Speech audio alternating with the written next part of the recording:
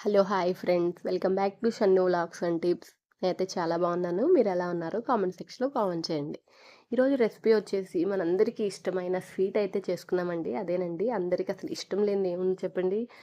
మన చక్కెర పొంగలి. చక్కెర పొంగలి తినని వాళ్ళు ఎవరున్నారు చెప్పండి? సో, ముందుగా అయితే బియ్యం నేను హాఫ్ కప్ తీసుకున్నాను.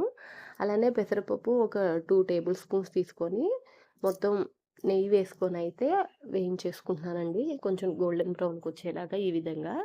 సేమ్ దాంట్లోనే మళ్ళీ వేరుశనగ పప్పు, జీడిపప్పు ఫ్రై చేసి పక్కన పెట్టుకుందామండి వీటిని.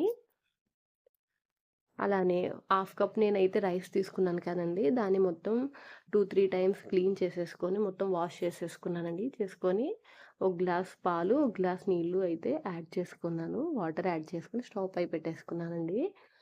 సో, మనం రెడీ చేసుకున్నవి ఉన్నాయి కదండీ! వేరుశనగపప్పు, జీడిపప్పు పక్కన పెట్టుకున్నాం కదా! దీన్ని ఒక 5-10 మినిట్స్ ఇలా మిక్స్ చేసుకుంటూ ఉండాలండి. రైస్ బాయిల్ అవుతా ఉంటుంది. గిన్నెకి అడుగంటకుండా చూసుకోవాలి. అడుగంటితే స్మెల్ అయితే పోతుంది. చక్కెర పొంగల్ టేస్ట్ అయితే పోతుందండి.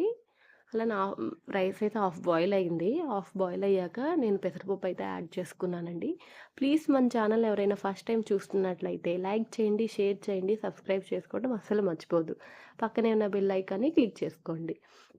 టేస్ట్ అయితే సూపర్‌గా ఉంటుంది చక్కెర పొంగలి. ఖచ్చితంగా ట్రై చేసి టేస్ట్ ఎలా ఉందో కామెంట్ సెక్షన్‌లో కామెంట్ చేయండి. సో, ఇది మనకి ఒక హాఫ్ కిలో బెల్లం అయితే యాడ్ అవుతుందండి. దీనికి మెయిన్‌గా మన చక్కెర పొంగలికి నెయ్యి ఎంత వేసుకుంటే అంత టేస్ట్ అయితే వస్తుందండి. నేను కొంచెం నెయ్యి ఎక్కువ తినను. సో, నేను కొంచెమే వేసుకున్నానండి. సో, మీరు ఎక్కువగా నెయ్యి వేసుకొని తింటే దాని టేస్ట్ బాగా తెలుస్తుందండి. చక్కెర పొంగలికి ఆల్మోస్ట్ చాలా అంటే చాలా నెయ్యి అయితే పడుతుంది. సో, దాన్ని బట్టి మీరైతే యాడ్ చేసుకోండి.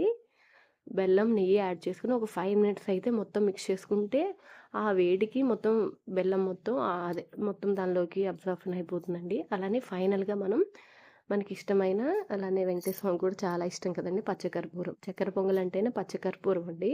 పచ్చకర్పూరం వేసి మనం ఫ్రై చేసి పెట్టుకున్న జీడిపప్పు, వేరుశనగపప్పు యాడ్ చేసేసుకోవటమే. ప్లీజ్ మన ఛానల్ ఫస్ట్ టైమ్ చూస్తున్నట్టయితే లైక్ చేయండి, షేర్ చేయండి, సబ్స్క్రైబ్ చేసుకోండి. Thank you for watching.